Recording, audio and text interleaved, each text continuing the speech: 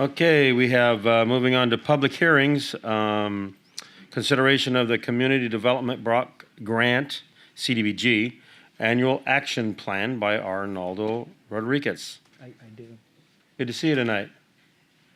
Likewise, Mayor. As Terrell's pulling up the presentation, Arnoldo Rodriguez, Development Services Department, the chief obviously set an extremely high bar there. He even got an applause, so I'm expecting the same thing from everyone. So the item before you this evening is the city's annual community block development grant. Just for the benefit of the council and the community members here this evening, the city of Yuba City is an entitlement city.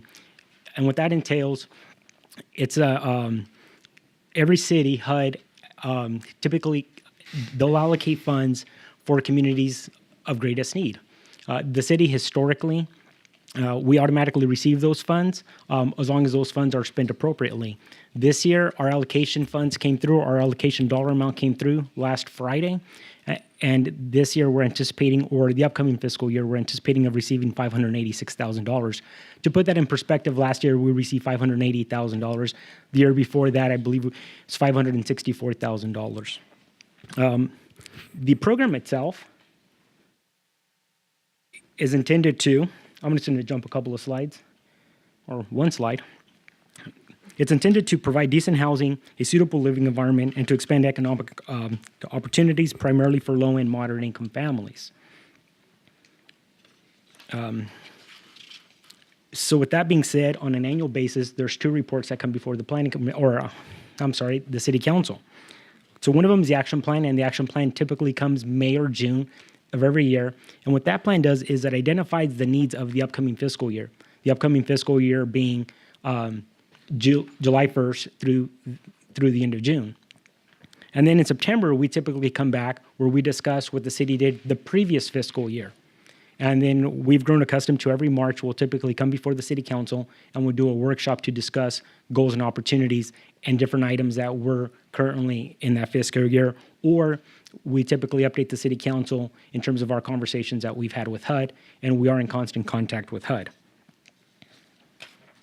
So the city does have some discretion in terms of how we allocate those dollars. However, within that, we do have some guidelines that we have to comply with. The very first one, it does have to be allocated for housing activities, rural property investments, or any type of economic development.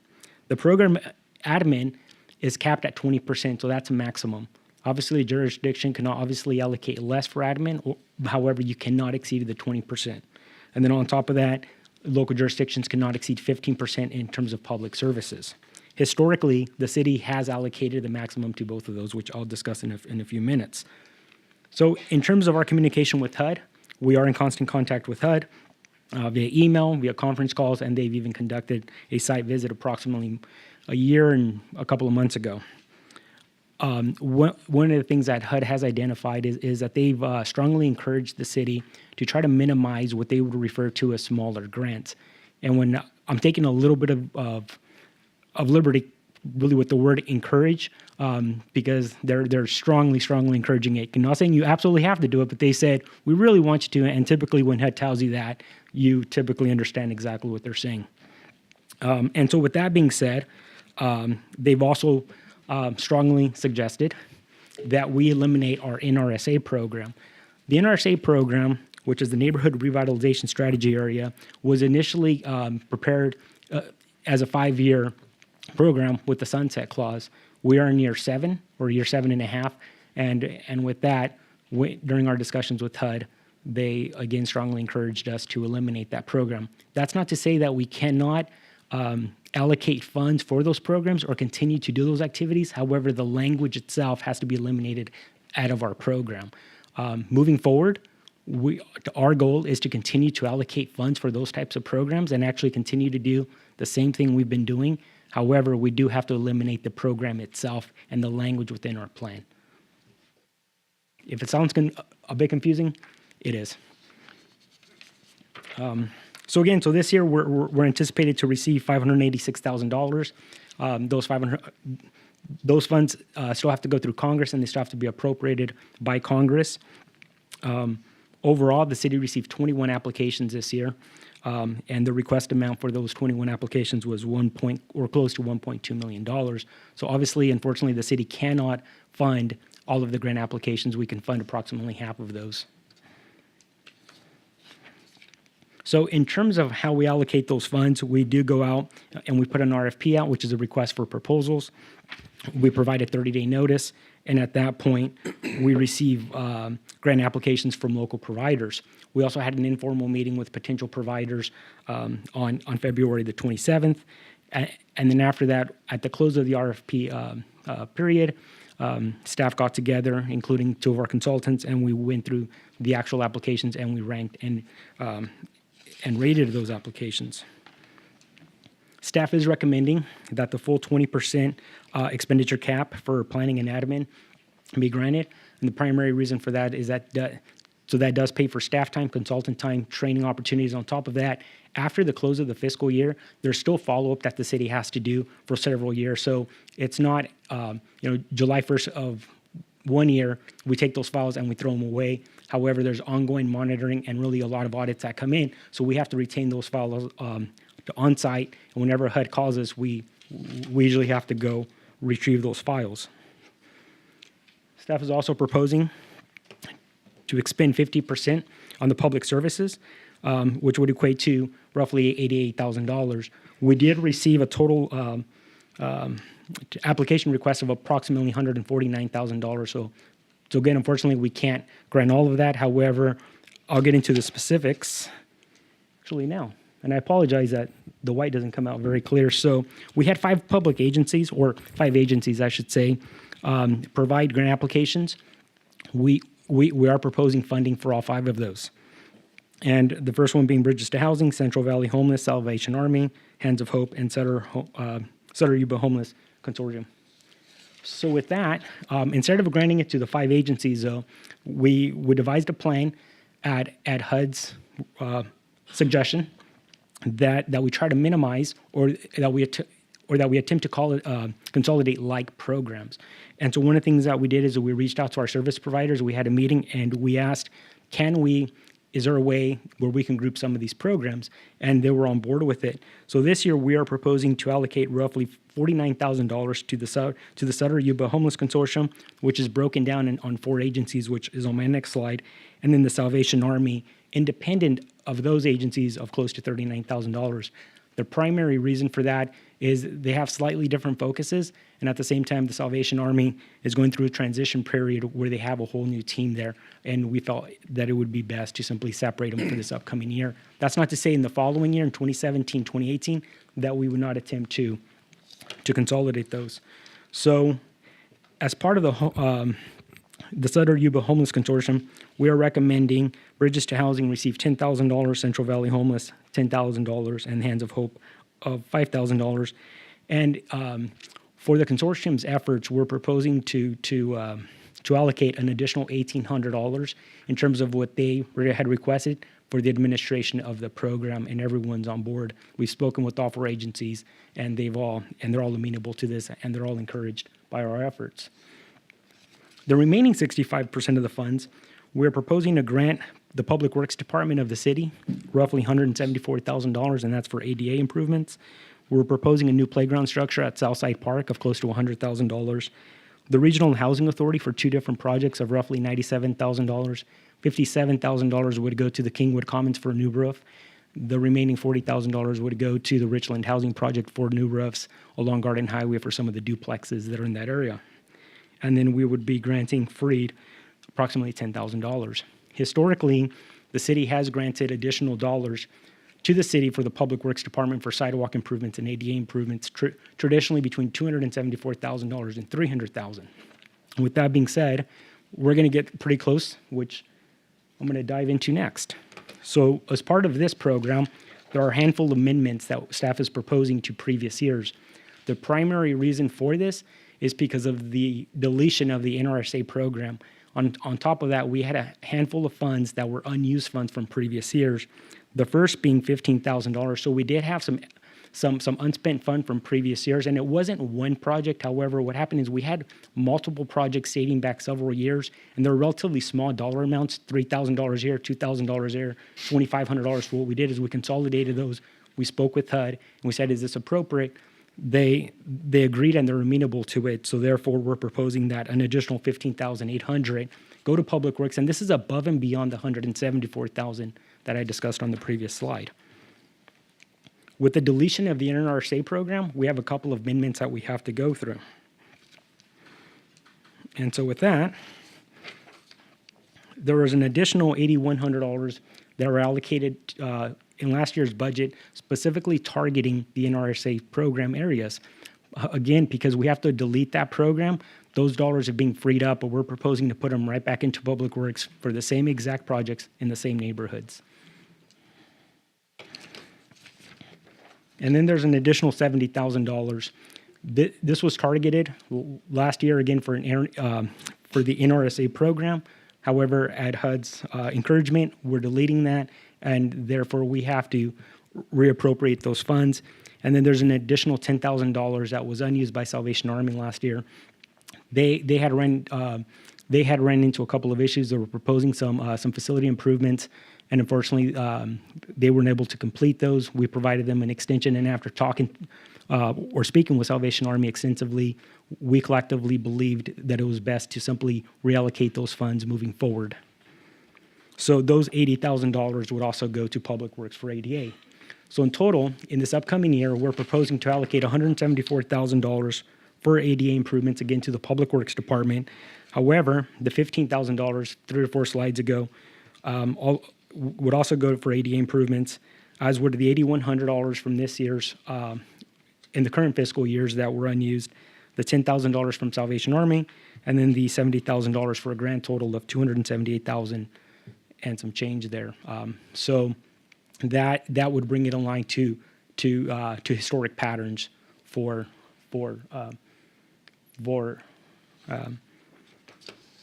ADA improvements. As part of our discussions with both Habitat for Humanity and the Housing Authority, Habitat for Humanity is the only agency that we are not proposing to provide funding for the fiscal years or for the upcoming fiscal year. With that being said, though, this provided us an opportunity to go back to the Housing Authority. They had some excess funds from last year that were unspent, and quite frankly, we asked the Housing Authority to give us back $25,000. And what we're going to do in turn is we're going to re-award that to Habitat for Humanity. The caveat being there is that they do have to spend the money by the end of the year. However, from speaking with Habitat, they have a waiting list for owner-occupied improvement programs. So they do have a waiting list. So we don't anticipate absolutely any issues with them expending those dollars in the next 6.5 months.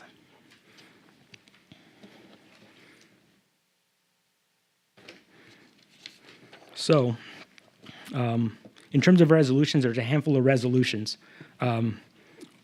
Typically, when this program comes before the City Council, there's usually one resolution.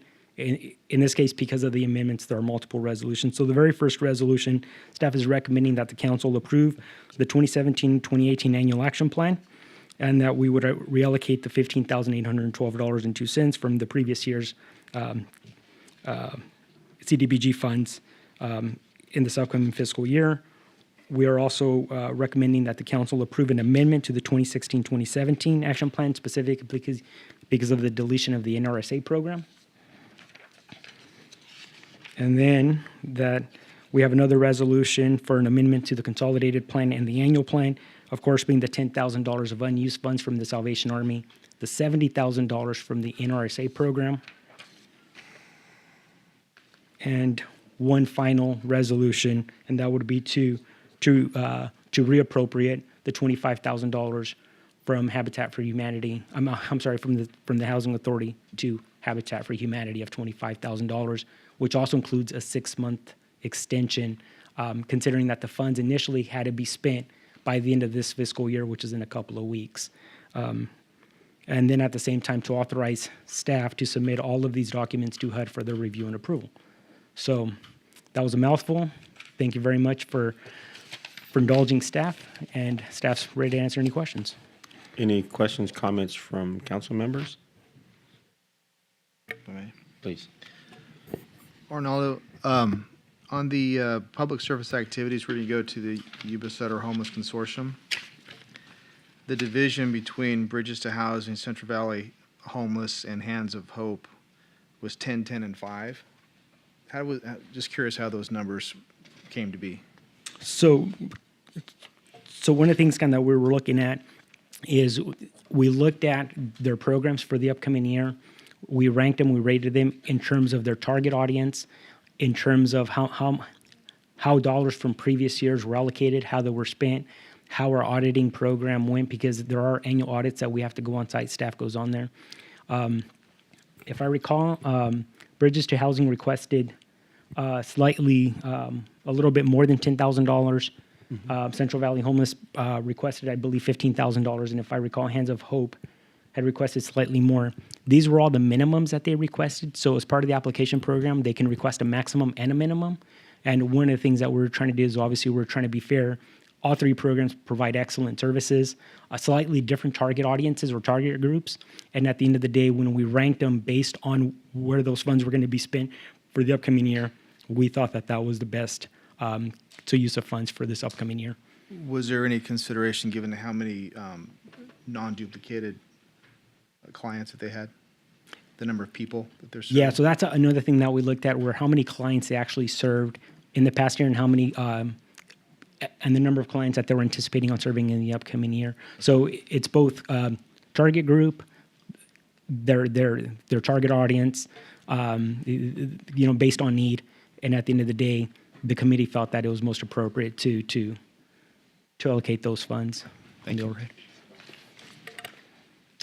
Anyone else? I guess I'll open this to the public. Any public wishing to speak on this matter may do so at this time. Seeing nobody jumping up, bring it back to the council. The one comment that I will definitely make is it sounds like to me there has been a high level of discussion and cooperation between the different organizations. We've been working toward that for a few years. The Homeless Consortium, I served on that as a supervisor or volunteered, and they were trying to achieve exactly what you're talking about is going on in the past. And it's nice to see that we're able to start facilitate their ability to actually be an umbrella distribution for things instead of being a competition. Absolutely. Because they would have to be in competition for these CDBG and stuff through the state and the federal process. And this way, they become a direct recipient through the city, and it eliminates some of the mess that can occur for double applications from some of them. So I'm encouraged to see some of these changes. So it looks very nice this time. Yes. Through the mayor. Yes. So I don't have any questions, but I do have a couple of comments. It's very nice to see the cleanup work that was done through this process to go back and reallocate some of the funds. Also, the elimination of some programming that was going on.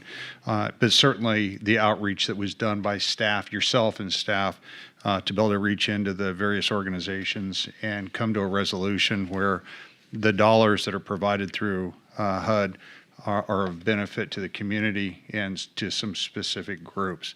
So I applaud you for the work. There's nothing easy goes into this process with the number of hearings that go on and the opportunities that you have to reach out and meet with different folks. So it's a great public benefit, especially on some of the ADA improvements that are done throughout our community.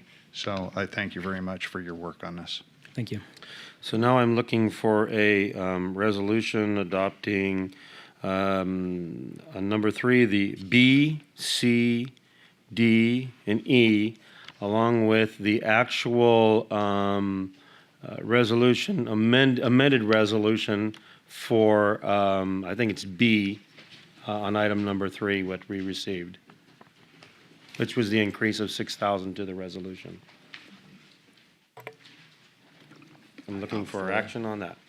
I'll make a motion for approval on exactly what you just said. Why repeat the whole I thing? had to go through this and make sure we had it right. I'll second it. Okay. I have a motion and a second. All in favor? Aye. Opposed? Seeing none, it's unanimous vote. Thank you very much and good work, because I know we kept you busy on this one, you and your staff. Thank you.